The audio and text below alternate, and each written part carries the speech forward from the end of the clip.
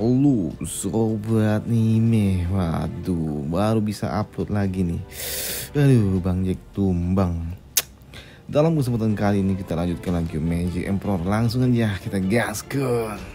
Mereview sedikit dari part sebelumnya. Setelah terjadi drama konyol antara Ivan dan juga Marshall Dugu yang memaksa Ivan untuk ikut wajib militer, dan juga penolakan Ivan untuk menjadi anggota militer dengan alasan ingin menikah masih tetap saja tidak dapat diterima oleh Marshall Dugu. Mak tua itu pun mengatakan omong kosong. Bagaimana mungkin? Bagaimana bisa dalam waktu 3 tahun para ciwi-ciwi mulai meninggalkan seorang pria jika pria itu ikut wajib militer? Tapi kalau 6 tahun mungkin masuk akal, pikir Marshall tua. Tapi di sini Marshall pun masih tetap tidak hilang akal.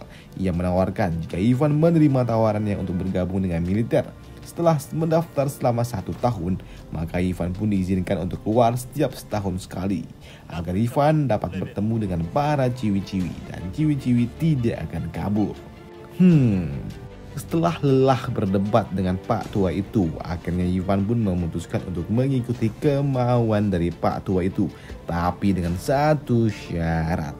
Ya, mendengar Ivan ingin bergabung dengan militer tentu saja membuat Marshall tua ini pun sangat antusias. Ia juga berujar, katakan saja, asalkan syarat itu masih dapat kukabulkan, maka Pak Tua ini pasti akan mengabulkannya, ujar Marshall tua itu. Tapi ketika Marshall tua mendengar kalau Ivan berujar, aku ingin meminjam pasukan militer selama 1 bulan dan juga ingin menjadi seorang marshal. Hal itu pun langsung membuat Marshall geram dan berujar, hei bocah bau, menjadi seorang marshal bukanlah suatu hal yang dapat kau anggap enteng, dasar bocah kampret. Tapi untuk meminjam pasukan militer, memangnya akan kau gunakan untuk apa para pasukan itu? Tanya Marshall tua. Ya, sudah jelas, pasukan militer yang ada di bawah kendaliku akan kugunakan untuk meratakan gerbang kaisar. Wah, mendengar itu Marshall pun langsung mengatakan, hei dasar bocah kampret, kau ingin meminjam pasukan militer untuk membuat masalah besar di kekaisaran. Bagaimana bisa kau memanfaatkan posisi sebagai marshal untuk menyerang gerbang kaisar? Dasar bocah gila. Hehehe, mendapatkan respon seperti itu hanya membuat Ivan pun tertawa, dan ia juga berujar, setelah setahun aku mengabdi di kekaisaran, aku akan melakukan apapun yang aku mau. Gila, no. Bocah ini tidak dapat dipromosikan menjadi marshal terlalu cepat. Aku harus memperbaiki sikap barbarnya terlebih dahulu sebelum mengangkatnya nanti. Melihat Marshall membeku, di sini Ivan pun kembali menyambutnya dengan mengatakan, hei Marshall, aku tahu apa yang kau pikirkan. Tapi hal yang paling menarik perhatianku adalah aku Zovan akan membawa orang-orang kuat di sekitaranku berada di sisiku. Dan kurang dari 1 tahun setelah aku masuk ke dalam militer, aku pasti akan membuat 3 juta pasukan militermu itu akan tunduk di bawah kendaliku. Hingga saat itu tiba, maka posisi marshal tidak akan lagi berarti untuk diriku. Ya, karena memang meskipun aku telah mati-matian berjuang untuk mengembangkan keluarga Luo, aku masih belum dapat memastikan kemenangan jika aku bertarung melawan gerbang kaisar. Namun setelah setahun aku masuk ke dalam militer, aku dapat menggunakan posisi salah satu penjaga naga untuk menggerakkan pasukan militer untuk menghancurkan gerbang kaisar. Dan hal ini akan semakin menarik dan tentu saja akan kulakukan. Kenapa ya aku tidak berpikir seperti ini sebelumnya, ujar dari Ivan. Mendengar tujuan Ivan untuk menguasai pasukan militer dan menyerang gerbang kaisar membuat Marshall tua ini berlangsung kena mental. Lagi-lagi dan lagi melihat Pak tua itu pun membeku membuat Ivan pun bertanya, ada apa Marshall? Zovan, karena kau tidak bersedia untuk bergabung dengan pasukan militer, maka aku tidak akan memaksamu untuk masuk militer kok. Hehe, tidak Marshall. Sekarang aku mulai tertarik untuk bergabung kok. Sekarang aku bersedia, ujar dari Ivan. Tidak, cukup. Seumur hidup Pak tua ini tidak akan pernah memaksa siapapun untuk masuk ke militer. Seumur hidup Pak tua ini tidak akan pernah memaksa siapapun untuk melakukan sesuatu yang memang mereka tidak sukai. Kurasa kau lebih baik untuk menjadi pelayan keluarga Luo saja. Sembari menghindari Ivan, Marshall tua pun juga berujar, sepertinya 3 patriark bangsawan lainnya telah menungguku. Aku harus pergi melihat mereka.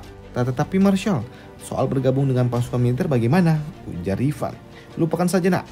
Kita akan lanjutkan bicaranya lain kali saja. Dadah. Melihat Marshall tua itu kabur, sini Ivan pun lega dan ia juga berdecih. Jangan harap aku mau mengabdi kepada kalian. Tapi melihat 3 juta pasukan berada di bawah kendaliku, sepertinya itu bukan hal yang buruk. Ting tong, mantap. Dan di tempat lain, di tempat ini juga, di tempat patriark keluarga bangsawan lainnya, patriark itu pun langsung menyambut Marshall. Dan ketika Marshall tiba, mereka pun langsung mengucapkan terima kasih Marshall. Terima kasih karena telah menolong keluarga kami, ujar patriark keluarga bangsawan. Tidak perlu sungkan seperti itu hanyalah suatu kewajibanku. Selain itu, yang menolong mereka bukanlah Pak Tua ini. Pak Tua ini hanyalah menyelerai perkelahian mereka saja. Gini si nenek seksi pun bertanya, kami mendengar kalau Marshall mengajak bocah Zovan untuk bergabung dengan militer. Tapi Marshall, kalau bisa saya meminta satu permintaan untuk Anda. Apakah Anda bisa menunda membawa Zovan hingga event ini selesai? Hehe, ya tentu saja. Dan terkait bergabungnya ke militer atau tidak, Pak Tua ini juga masih belum tahu.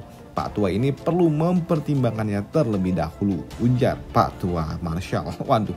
Dan tak lama setelahnya muncullah Zovan dengan muka polosnya dan berkata, halo, sepertinya barusan ada yang ngomongin aku ya, wasik. Melihat Ivan datang dan memberi salam, membuat 3 patriark itu pun langsung membalasnya. Poin Zovan, seluruh anggota klan Luo telah terluka parah pasca pertarungan yang sebelumnya. Karena itu, bukankah ini adalah waktu yang tepat bagi dirimu untuk unjuk gigi? Ujar nenek seksi. Ya, tentu saja ini sudah menjadi kewajibanku untuk merepresentasikan klan Luo. Aku pasti akan memenangkan pertarungan besok. Hingga saatnya tiba, keluarga Luo akan berdiri sejajar dengan kalian semua.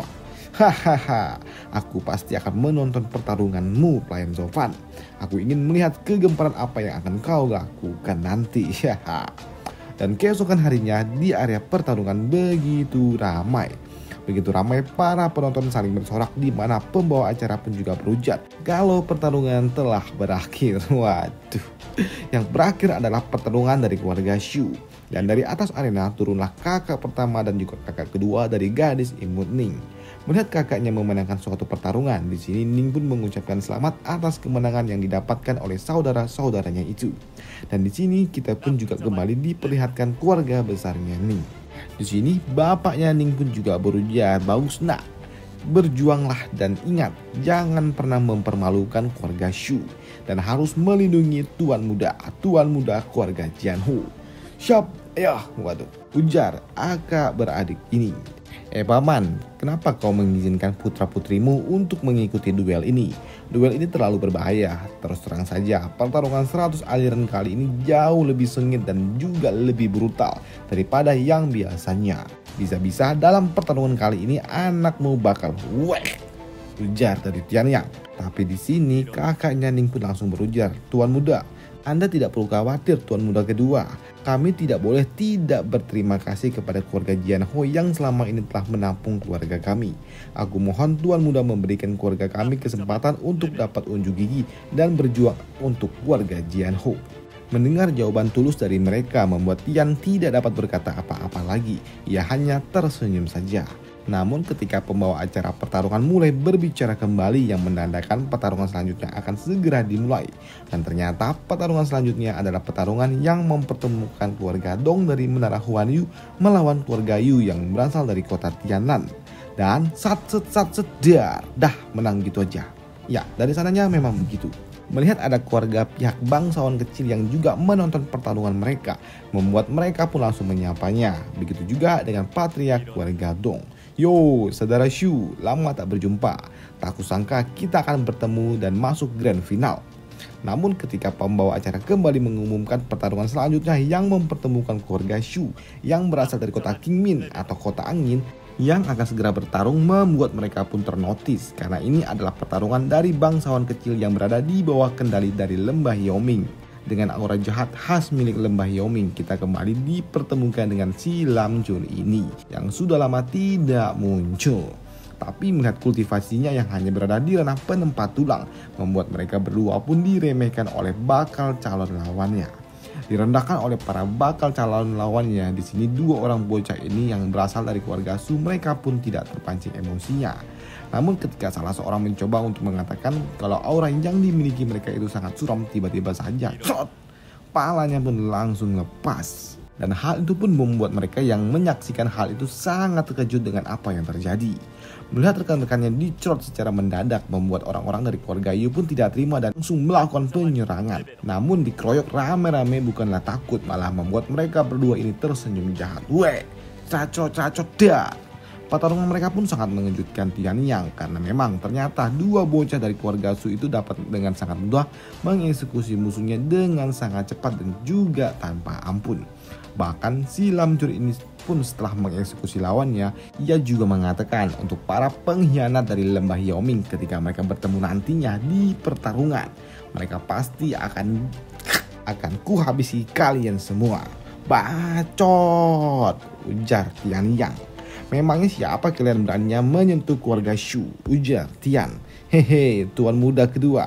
Untuk lawanmu adalah bos kami, yaitu lembah Yaoming. Sedangkan untuk para pengkhianat itu kamilah yang akan mengurusnya, tuan muda. Tapi keluarga Shu hanyalah tujuan kedua kami. Sedangkan tujuan utama kami adalah menghabisi keluarga Luo.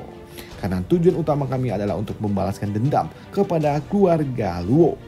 Keluarga Luo, apakah kalian ingin melawan keluarga Luo? Tanya Ning.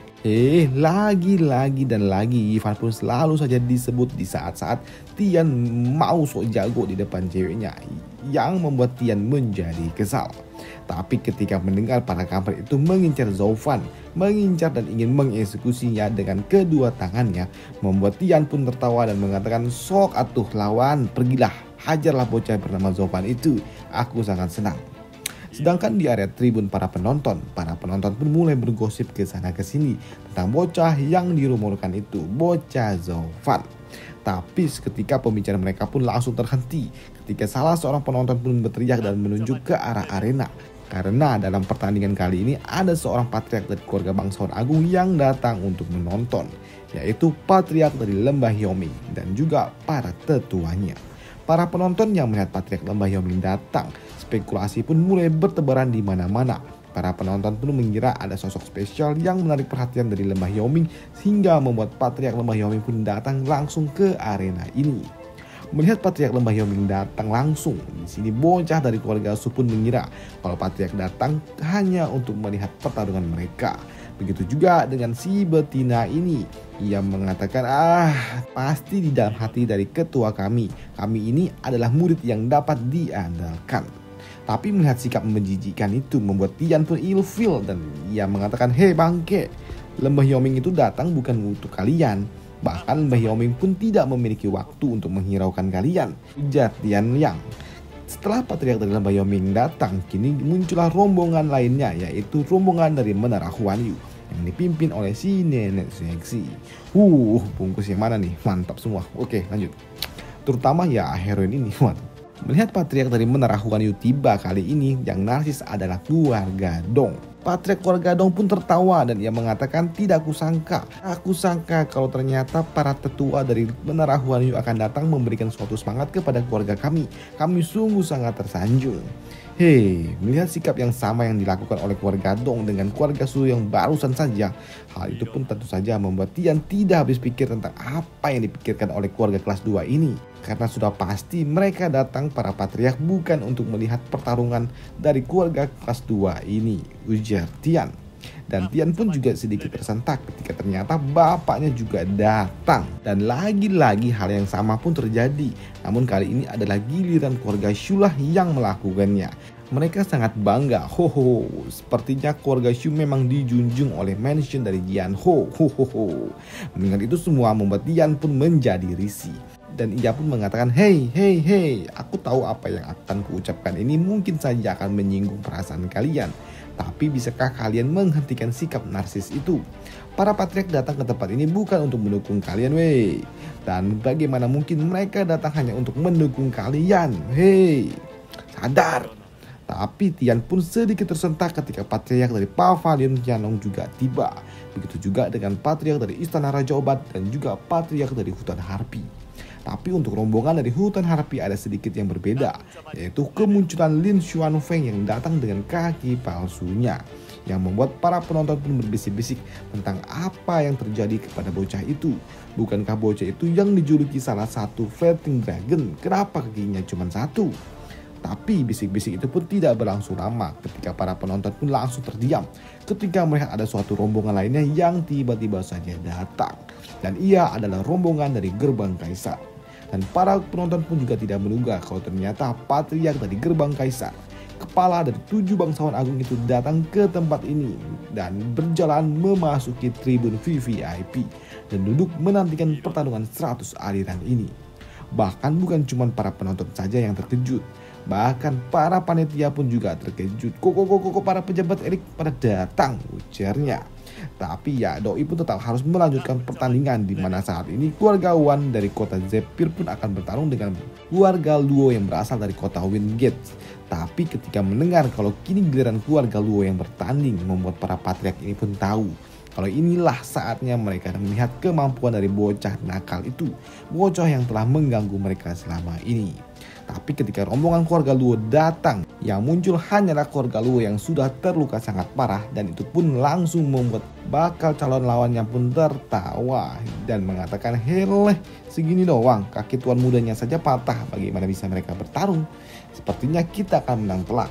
Tapi tiba-tiba saja mereka pun langsung terdiam ketika mereka melihat aura membunuh yang keluar dari belakang keluarga Luo. Aura membunuh yang telah dinanti-nanti oleh setiap orang yang ada di tempat ini, yaitu aura membunuh dari seorang bocah yang telah lama menghilang, yaitu Soaring Demon Dragon, Zhou Fan. Ho.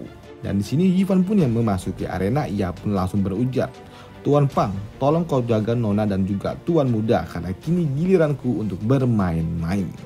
Yifan yang berjalan menuju arena, Doi pun mendapatkan suatu sorakan dari para penonton. Sorakan-sorakan yang memberikan semangat kepada dirinya yang merupakan Soaring Demon, seorang naga iblis yang dirumorkan memiliki kemampuan setara dengan 6 naga Tianyu. Bahkan dari tribun para penonton juga ada yang mengatakan, "Suamiku, tembakkan mereka semua, suamiku." Kibe. Namun sebelum Yifan menaiki arena bertarung, di sini Yunshan pun langsung menghampiri Yifan dan berujar, "Pelayan Zofan, aku harap kau menunjukkan sedikit rasa belas kasihmu kepada para musuhmu ya." Dan Yifan pun membalasnya dengan mengatakan, "Aku hanya melakukan apa yang harus aku lakukan.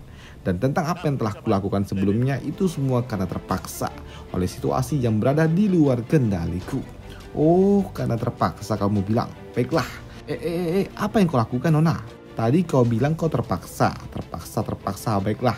Kalau begitu aku juga terpaksa harus melakukan ini oleh situasi." Dan celup, jidat Yifan pun langsung dikecup oleh Yunshan. Setelah mengecup, Yunshan pun langsung meninggalkan Yifan dan juga mengatakan, "Semangat ya, pelayan Zofan." Sembari menatap tajam ke arah para tribun VVIP, dan tatapan tajam pun langsung ia tujukan kepada seorang lawannya yang begitu kuat, yaitu Cucu. Dan di dalam hati Cucu pun juga berujar, "Cimbe, main kecup-kecup ayang aing." Waduh, pencet juga nanti bobanya sampai meletus. Patriark dari Menara Huan Yu yang melihat penerusnya sepertinya sudah kalah satu langkah dalam pertarungan cinta, membuatnya pun hanya tertawa saja. Tersenyum saja. Sedangkan di tempat lain, melihat Zofan pun yang digandungi oleh para wanita, membuat patriark dari gerbang kaisar pun bertanya kepada Tuan Len Wuchan, "Hei Tuan Leng, dari semua wanita yang ada di dekatnya itu, wanita manakah yang akan menjadi kelemahannya?" Dan Tuan Len pun langsung menjawab, "Tidak ada Tuan, tidak ada. Terkait kelemahannya, saat ini aku juga masih mengamatinya selama beberapa hari ke depan." Dan sampai jumpa di video selanjutnya minggu depan. Bye. Sorry lah ini Bang Jack, aduh lidahnya sakit cok. Jadi ya kayak gini lah, ngomongnya ribet. Dan sampai jumpa. Ya gitulah. Bye.